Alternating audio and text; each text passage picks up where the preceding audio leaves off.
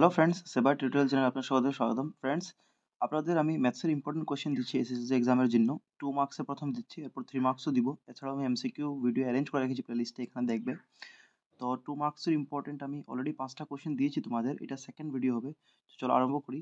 Very important কোয়েশ্চেনগুলো কিন্তু এইগুলা, ঠিক আছে? দেখো কি প্রশ্ন বলছে, প্রমাণ করো যে 3 প্লাস 2√5 অপরিমেয়। তো এটা কেমনে প্রমাণ করবে? এটা 2 মার্কের জন্য এক্সামে কোয়েশ্চেন যদি আসে তো আসবে, ঠিক আছে? তো দেখো, যখনই প্রমাণ করতে বলবে যে 3 প্লাস 2√5 বা যে কোনো সংখ্যা অপরিমেয়, তখন তুমি তাকে তার উল্টোটা ধরবে, মানে তুমি তাকে পরিমেয় ধরবে। তো তুমি আনসারটা যখন শুরু করবে, সলিউশন যখন করা আরম্ভ করবে, তো তুমি মনে করবে, তুমি লিখবে যে প্রথম লাইনটা লিখবে বিরুদ্ধভাবে, ঠিক আছে? বিরুদ্ধভাবে ধরি, তুমি এটা লিখবে কিন্তু বিরুদ্ধভাবে ধরি যে 3 প্লাস 2√5 একটি পরিমেয় সংখ্যা। তুমি তার উল্টাটা লিখবে। তোমাকে অপরিমেয় বলেছে প্রমাণ করার জন্য, কিন্তু তুমি কি করবে? পরিমেয় ধরবে, তখনই অপরিমেয় প্রমাণ করতে পারবে। তুমি বিরুদ্ধভাবে ধরি 3 প্লাস 2√5 একটি পরিমেয় সংখ্যা, প্রথম লিখে দিবে। এরপর দেখবে, অতএব এখন যদি এটা পরিমেয় হয়, এর মানে পরিমেয় সংখ্যাকে আমরা পি বাই কিউ রূপে প্রকাশ করতে পারি। আমরা ক্লাস 9 এ শিখেছি আগের ক্লাসে। তো আমরা লিখব 3 প্লাস 2√5, অতএব 3 plus 2√5 equal to P by Q, কারণ পরিমেয় সংখ্যা মানে পি বাই কিউ। আর পি বাই কিউ অর্থ কি? তো ব্র্যাকেটে লিখে দিবে, যেখানে পি এবং কিউ একটি অখণ্ড সংখ্যা। এইটা কিন্তু লিখবে, এইগুলা লেখার জন্য তোমার মার্ক আছে, ঠিক আছে? যেরকম লিখছি এক্স্যাক্টলি তোমরা এরকম এক্সামে লিখে আসবে, তো 100% পুরো মার্কটা পাবে। তো 3 plus 2√5 equal to P by Q. এখন দেখো, এটা লেখার পরে তোমরা কি বলবে? আচ্ছা, এখানে আরেকটা লাইন, যেখানে Q not equal to zero, এটাও লিখতে পারো সঙ্গে, কারণ আমরা জানি যে পরিমেয় সংখ্যার নিচেরটা জিরো হয় না, ঠিক আছে? যেখানে Q not equal to zero. এখন দেখো, অতএব তুমি কি করবে? তুমি 2√5টা এই দিকে রাখবে, কারণ এর আগে প্লাস আছে, তো এটা সেম এই সাইডে থাকুক, ঠিক আছে? মনে মনে এখানে প্লাস আছে, আগে প্লাস না দিলেও চলে। Equal to P by Q, যেটা এই সাইডে আছে এটা থাকুক। এটা +3 ছিল, ওই দিকে গেলে কি আসবে? -3। সাইড চেঞ্জ করে নিয়ে আসলাম। এখন এক কাম করো, এখন দেখো, এই যে √5 আছে না, এটা আমার এই সাইডে থাকুক। আচ্ছা, এর আগে আমরা এক কাম করবো, এদিকে লসাগুটা নিয়ে নাও, ঠিক আছে? এদিকে লসাগু নিয়ে নাও। তো আমি 2√5 রেখে এক কাম করছি, এক স্টেপ এখানে লসাগুটা নিয়ে নিচ্ছি। লসাগু নিলে কি হবে দেখো, এটা পি বাই কিউ আছে, -3 আছে, এটা উপরে নিচে আছে, এটা নিচে মনে মনে তুমি 1 ধরো, ঠিক আছে? যখন মনে মনে 1 ধরবে, তো লসাগু তো নিচের সংখ্যাটা নিতে লাগে, তো এটা কিউ একে কিউ হয়ে যাবে, ঠিক আছে?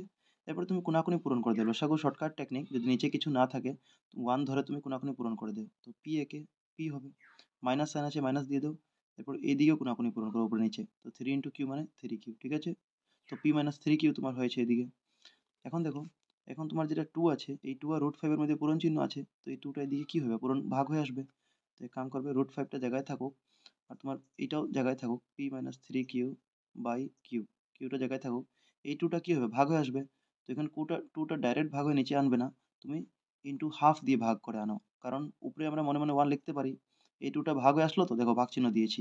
উপরে কিছু নাই মানে মনে মনে 1 দিতে পারো তোমরা, ঠিক আছে? এটা তুমি ব্র্যাকেটে লিখতে পারো। এখন আরেকটা লাইন লিখে দিবে, যে অতএব এর অর্থ কি? এর অর্থ হচ্ছে √5 ইকুয়াল টু, এটা পূরণ হয়ে যাবে, তো নিচের 2 এর সঙ্গে কিউ হবে, তো 2 কিউ। তুমি চাইলে আগেরটাও এই 2 ডাইরেক্ট এখানে আনতে পারতে, ভাগ হয়, কিন্তু আমি 1/2 আনলে আর কি জিনিসটা সুন্দর হয় দেখতে, স্টেপটা লিখলে মার্কটা পাওয়া যায়। তো 2 কিউ পাইলাম, আর উপরে 1 এর সঙ্গে মাল্টিপ্লাই করলে, 1 এর সঙ্গে এই পুরোটাকে পূরণ করলে পি মাইনাস 3 কিউ সেম হবে, ঠিক আছে? তো তুমি এইটা পাইলে, ঠিক আছে? এখন দেখো, এখন তোমাকে কি জিনিস লিখতে হবে, যে তুমি এখানে পি এবং কিউ পেয়েছো।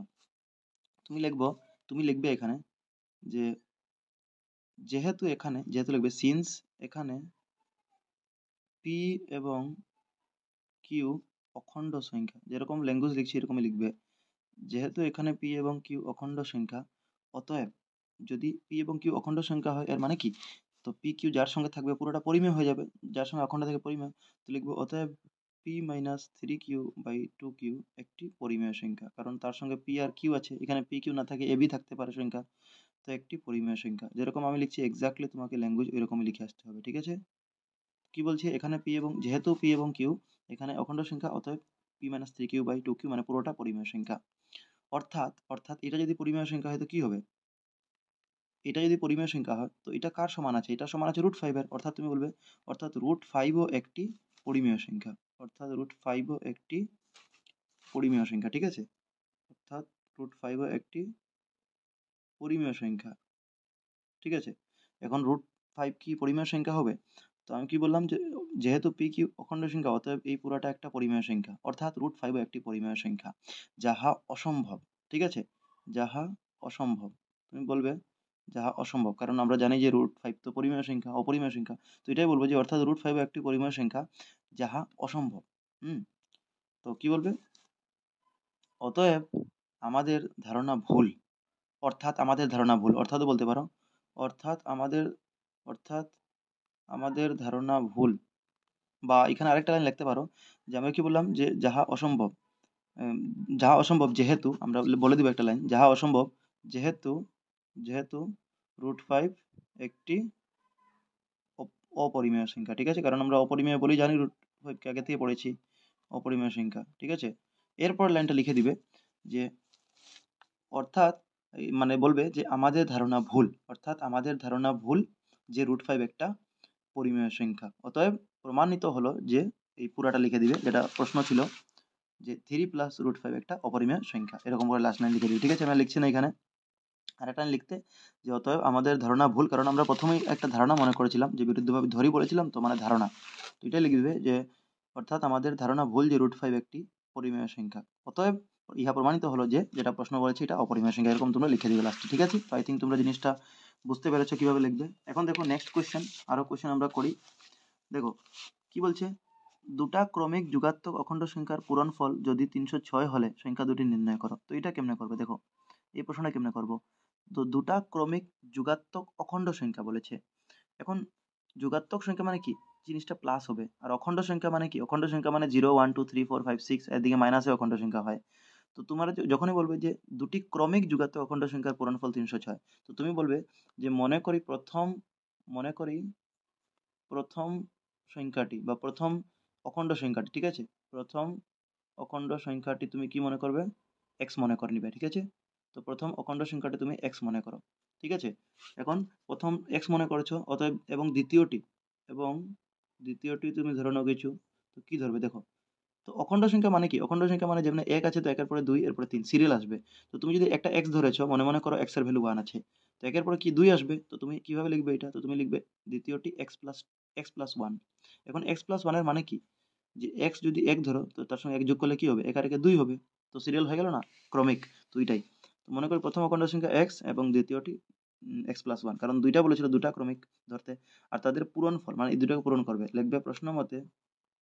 এখন তাদেরকে পূরণফল কত হয়, তো প্রশ্ন মতে তাদের পূরণফল বলেছে, মানে প্রথমটা এটা আর পূরণ দ্বিতীয়টা এক্স প্লাস 1, দুটোটা পূরণ করলে কত পাওয়া যাবে?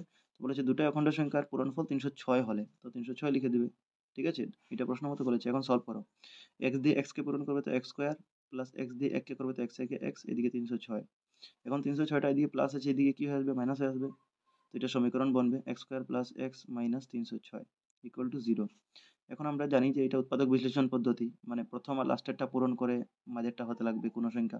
তো 306কে তুমি ভাঙো, 306কে যখন তুমি উৎপাদক বিশ্লেষণ করে ভাঙবে, কারণ 306 তো আমরা জানি না কিসের নামতে আসবে, তো 2 দিয়ে যাবে, একা ঘরে 6 আছে, তো 2 15 30, 3 দুগুনি 6, ঠিক আছে।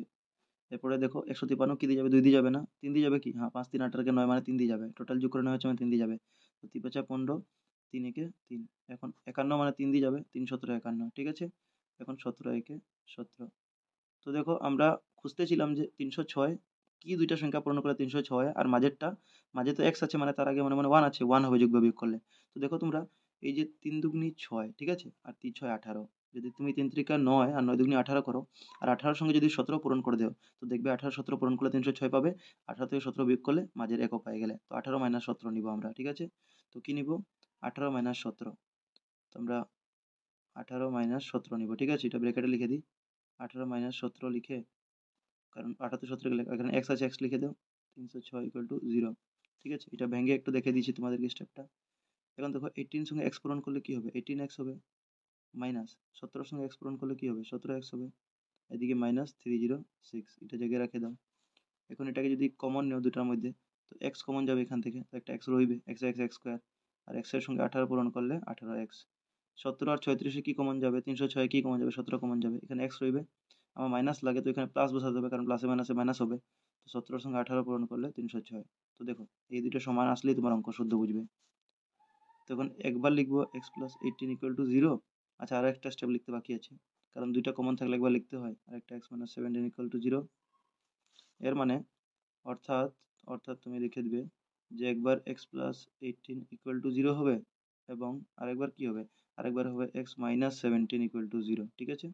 তো এক্স ইকুয়াল টু কী পাবে, -18, এখানে ব্র্যাকেটে লিখে দেবে যাহা অসম্ভব, কারণ -18 এর ভ্যালু হবে না, অখণ্ড সংখ্যা এখানে মাইনাসে নিলে হবে না, ঠিক আছে, অসম্ভব। আর এক্স -17 ইকুয়াল টু 0 ভাঙবে, তো এক্স ইকুয়াল টু -2 দিয়ে কী হবে +17, তো এটা তুমি নিতে পারো। এর মানে এক্সের ভ্যালু 17 পেয়ে গেছো, ঠিক আছে। তো একটা এক্সের ভ্যালু পেয়েছো, তোমাকে প্রশ্নে কি বলেছিল, প্রশ্নে বলেছিল যে সংখ্যা দুটি নির্ণয় করো, তো তুমি তো একটা এক্স ধরেছিল, তো এটা তো 17 পেয়ে গেছো।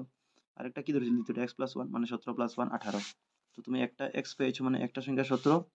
অতএব তুমি লিখবে যে একটি সংখ্যা, কারণ সংখ্যা দুটি, তো একটি সংখ্যা বা প্রথম সংখ্যা লিখে দিবে তুমি, অতএব প্রথম সংখ্যা, একটি না লিখে, কারণ প্রথম ধরেছিলে, প্রশ্ন বলেছে দুটি সংখ্যা, প্রথম সংখ্যা সমান 17, আর দ্বিতীয়টি, এবং দ্বিতীয়টি বলে কি লিখবে, দ্বিতীয়টি সমান কি লিখেছিলে, কি ধরেছিলে, x+1 ধরেছিলে, এর মানে 17 + 1, তো কত হয়ে গেল 18।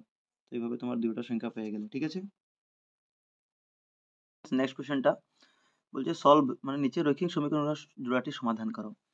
তো এই প্রশ্নটা পয়েন্টে দিয়ে তোমাদের কনফিউজ করেছে, কিন্তু প্রশ্নটা ইজি আছে। এটা তোমাকে দেখো কোন পদ্ধতি বলে দেয়নি, যে প্রতিস্থাপন না অপনয়ন না বজ্রগুণন, তোমার যেটা ইচ্ছা এটা করতে পারো, কিন্তু যদি পদ্ধতি বলে দেয়, এটা তোমাদের 3.3 প্রশ্ন, তো এটা প্রতিস্থাপন পদ্ধতিতে অ্যাকচুয়ালি বলেছিল, তো আমরা প্রতিস্থাপন পদ্ধতিতে এটা করে দেখবো, ঠিক আছে। বাকি তুমি অপনয়নেও সোজা হবে। তো দেখো, পয়েন্ট সরাবার জন্য কি করবে না, প্রশ্নটাকে পয়েন্ট সরাবার জন্য তুমি পুরাটাকে 10 দিয়ে পূরণ করে দিবে, ঠিক আছে, পুরাকে কি করবে 10 দিয়ে পূরণ করে দিবে দুটোটাকে। তো 10 দিয়ে পূরণ কি করলেও কি হবে, পয়েন্টটা এক ঘর ডাইনে চলে যাবে, তো তোমার পয়েন্ট সরে যাবে। তো তুমি এক্সামে প্রথম কি করবে, লেখার সময় এটা 10 দিয়ে পূরণ করে দেখিয়ে দিবে ওদেরকে, কারণ ওরা বুঝতে লাগবে। তো পূরণ করে দেখিয়ে কি হবে, এটা পূরণটা সরে যাবে, পয়েন্টটা সরে যাবে, দেখো 10 দিয়ে পূরণ করলে পয়েন্ট এক ঘর চলে যায়, তো অনলি 2 হয়ে যাবে, মানে 2x। নতুন সমীকরণটা তোমার 3y ইকুয়াল টু 13, ঠিক আছে, পয়েন্ট সরে গেল। বা তুমি 10 দিয়ে ভাগও করলেও একই কথা হবে, ঠিক আছে। আচ্ছা, পূরণ করে দাও। এখন 4x plus 5y equal to 23, এটা আমার সমীকরণ 1, আর এটা সমীকরণ 2। এখন তুমি প্রতিস্থাপন পদ্ধতি না কি করবে, এখন প্রতিস্থাপন পদ্ধতি টাইম লাগবে, আমি এক কাম করছি অপনয়ন করে দিচ্ছি, কারণ আমাকে তো খালি বলেছে সমাধান করো, পদ্ধতির নাম তো দেয়নি, খালি বলেছে সমাধান করো জোড়াটি। তোমরা অপনয়ন পদ্ধতি যদি করতাম, অপনয়নে কি করতে হয়, এক্স বা ওয়াই একটা সমান বানাতে হয়, এরপর কাটাকাটি করতে হয়। তো আমি দেখো, এটা এখানে 2 আছে, এটা 4 আছে, আমি 4কে মানে এই 2টাকে আমি 4 বানাতে পারি নাকি, হ্যাঁ পারি, 2 দিয়ে পূরণ করলে। তো পুরাটাকে আমি উপরেরটাকে 2 দিয়ে পূরণ করে দিব, এর মানে আমি লিখবো যে সমীকরণ 1 ইন্টু 2, 1কে 2 এবং 2 ইন্টু 2টাকে আমি 1 দিয়ে পূরণ করব, কারণ এটা তো আর 4 দরকার নেই, এটা সেম থাকুক, করে পাই, ঠিক আছে, করে পাই, এটা আমি শর্টকাটে লিখে দিব। তো এটা করে কি পাবো, দেখো, তো আমি সমীকরণ 1কে 2 দিয়ে পূরণ করব, তো 2 দিয়ে যদি আমি পূরণ করি, তো কি হবে, এটা 2 দুগুণে 4 হয়ে যাবে, 4x প্লাস, আমি 2 দিয়ে যখন 2 দিয়ে পূরণ করবো তো পুরোটাই করতে হবে, ঠিক আছে। তো 2 দুগুণে 4 হইলো, এরপরে 2 দিয়ে এটা করলে 3 দুগুণে 6 হয়ে যাবে, 6y ইকুয়াল টু 2 দিয়ে 13কে করলে 13 দুগুণে 26 হয়ে যাবে, ঠিক আছে। তো এটা আমার সমীকরণ 3 পেয়ে গেছে নতুন, ঠিক আছে, 3। আর এটা কি হবে, এটাকে আমি সমীকরণ 2কে 1 দিয়েই করেছি, তো এটা সেম থাকবে, মানে এটা আমার 4x plus 5y equal to 23 same থাকবে, ঠিক আছে, এটা সমীকরণ 4। এখন কেউ বলবে যে এটা সেম, তো কেন আমি নতুন সমীকরণ দিলাম, আরে ওই 1 দিয়ে পূরণ করেছি, তো যেটাই হোক নতুন পেলাম তো একসঙ্গে। এখন কি করব, অপনয়নে কি করতে হয়, এই দুইটা মাইনাস করতে হয়, তো আমরা 3 - 4 করে পাই, ঠিক আছে, এরকম লিখবে। তোরা এদিকে লিখতে, আমি এদিকে লিখে দিয়েছি। তো দেখো এখন সাইন চেঞ্জ করে দিবে, অপনয়নে কি হয়, কাটাকাটির জন্য 4 আর 4 কাটবো, এর জন্য নিচেরটা সাইন চেঞ্জ করবে। তো প্লাস থাকলে মাইনাস, মাইনাস থাকে প্লাস, এটা প্লাস আছে এটা মাইনাস হয়ে যাবে, এটা প্লাস আছে এটা মাইনাস হবে সবটা। তো 4 4 কাটা গেল, এটা মাইনাস হইলে কি হলো, 6 থেকে 5 গেলে একটা ওয়াই মানে খালি ওয়াই, আর 26 থেকে 23 গেলে 3, 26 থেকে 23 গেলে 23 24 25 26 3 হবে, ঠিক আছে। তো ওয়াই এর মান পেয়ে গেলে, এখন এই ওয়াই ইকুয়াল টু 3 সমীকরণ 1 এ বসাও। এখন লিখবো যে ওয়াই ইকুয়াল টু 3 1 এ বসিয়ে পাই, ঠিক আছে, 1 এ বসিয়ে পাই। আচ্ছা, তুমি উপরে কিন্তু কি পদ্ধতি করছো বলে দিও, উপরে লিখে দিও টপে যে অপনয়ন পদ্ধতি বলে, ঠিক আছে, যখন শুরু করবে। পরীক্ষায় বললে তো ওই পদ্ধতিই করবে যেটা বলছে। তো ওয়ানে, সমীকরণ 1 এ বসাবো y ইকুয়াল টু 3, 1 কোনটা, এই যে 1 এটা, ওটাতে আমি বসাবো। তো 1টা একবার লিখে নিই, 2x plus 3y equal to 13, ঠিক আছে। এটাতে আমি কি করবো, এটা আমি কার ভ্যালু বসাবো, y ইকুয়াল টু 3 বসাবো। তো 2x জায়গায় থাকবে 3 ইন্টু y এর ভ্যালু কত বসাবো, 3, ঠিক আছে। তো কি হবে, 2x প্লাস 3 3 9 হয়ে যাবে, এদিকে 13 হয়ে যাবে, ঠিক আছে। আই থিঙ্ক তোমরা জিনিসটা বুঝছো কি আমি করছি। এরপরে 2x ইকুয়াল টু 13, এই প্লাস 9টা এদিকে মাইনাস 9 হয়ে চলে যাবে। তো কী হবে স্টেপটা, 2x ইকুয়াল টু 13 থেকে 9 গেলে 9 10 12 13 4, এর মানে x ইকুয়াল টু কী হবে 4/2, এর মানে 2। তো তুমি x ইকুয়াল টু কত পাইলে 2, তো তুমি yও পেয়ে গেছো xও পেয়ে গেছো, হয়ে গেল সমাধান। অতএব নির্ণয় সমাধান 2, 2, কারণ x প্রথম আছে এর লাগি 2, এরপরে y 3, তো 2, 3, ঠিক আছে, এটা হয়ে গেল। তো ফ্রেন্ডস নেক্সট কোশ্চেনটা বলছে যে একটা আয়তক্ষেত্রের দৈর্ঘ্য তার প্রস্থের 3 গুণ। যখনই যেটা বলবে তুমি ডায়াগ্রাম আঁকো। আয়তক্ষেত্র মানে কি? তার বিপরীত সীমাগুলো সমান, মানে এই সাইডের এই সাইড সমান আর এই সাইডের এই সাইড সমান। এটাকে আয়তক্ষেত্র বলে। বিপরীত বাহুগুলো সমান, ঠিক আছে? তো বলছে একটা আয়তক্ষেত্রের দৈর্ঘ্য তার প্রস্থের 3 গুণ। যেটা দৈর্ঘ্য আছে এটা প্রস্থের 3 গুণ। এখন মানে তুমি প্রস্থটা জানো না। প্রস্থ মানে এই সাইডগুলা। তার মানে ধরে নাও প্রস্থটা এখানে x আছে, ঠিক আছে? প্রস্থটা কি আছে? x আছে। তো তার দৈর্ঘ্য কত হবে? তার বলেছে তার দৈর্ঘ্য প্রস্থের 3 গুণ। এর মানে দৈর্ঘ্যটা 3 গুণ মানে দৈর্ঘ্য কি হবে? 3x হবে। দৈর্ঘ্য কি হবে? 3x।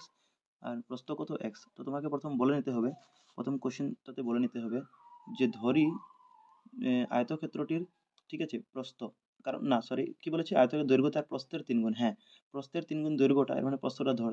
তো ধরি আয়তক্ষেত্রের প্রস্থ, তোমরা পুরা লিখবে প্রস্থ ইকুয়াল টু x মিটার, ঠিক আছে? কারণ সেন্টিমিটার, অপশনে সেন্টিমিটার দিয়েছে, হ্যাঁ, মানে এখানে এক জায়গায় সেন্টিমিটার বলেছিল তো সেন্টিমিটার একক ধরবো। তো মনে করি আয়তক্ষেত্রটি প্রস্থ অতএব দৈর্ঘ্য, তো দৈর্ঘ্য কত হবে? তো দৈর্ঘ্য বলেছে দৈর্ঘ্য তার প্রস্থের 3 গুণ। তো দৈর্ঘ্য হবে 3 গুণ মানে কি হবে? 3x হবে, ঠিক আছে? 3x সেন্টিমিটার, এটা ব্র্যাকেটে দিয়ে সেন্টিমিটার দিতে পারো, ঠিক আছে?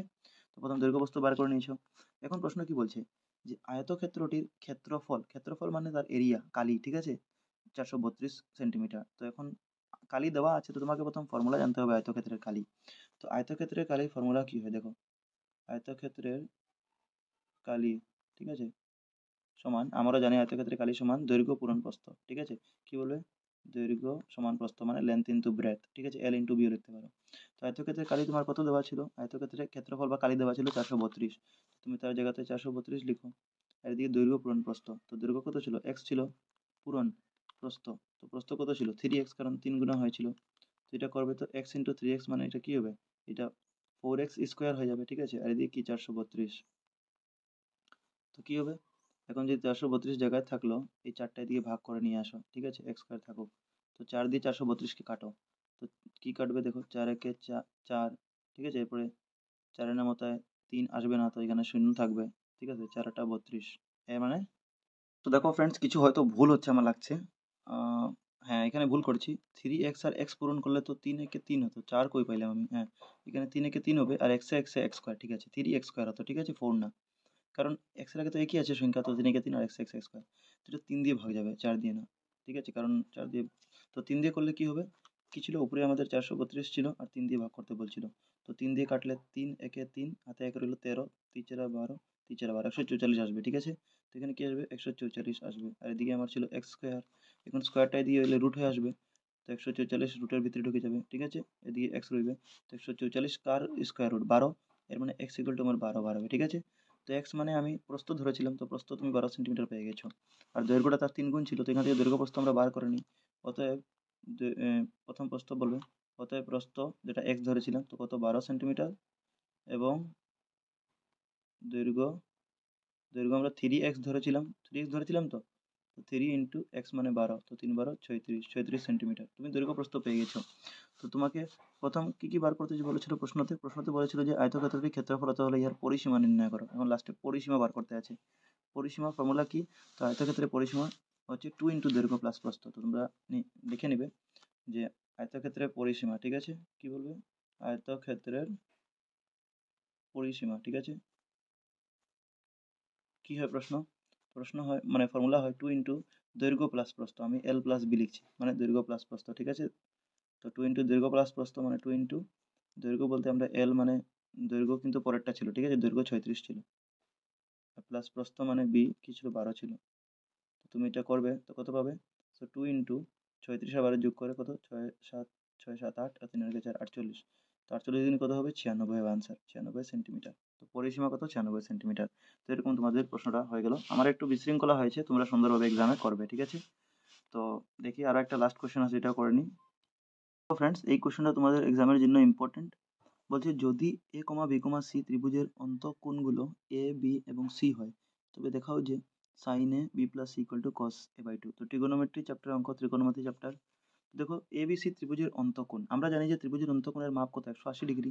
তো আমরা লিখে নিব যে যেহেতু, ঠিক আছে, এ প্লাস বি প্লাস সি, ঠিক আছে, এরকম লিখে নিব ইকুয়াল টু 180 ডিগ্রি, ঠিক আছে? আমরা এটা জানি, কিন্তু তোমরা এর আগে লিখে নিবে যে আমরা জানি যে ত্রিভুজের তিনটি কোণের মাপ 180 ডিগ্রি, অতএব A B plus C equal to 180 degree এরকম লিখবে, ঠিক আছে।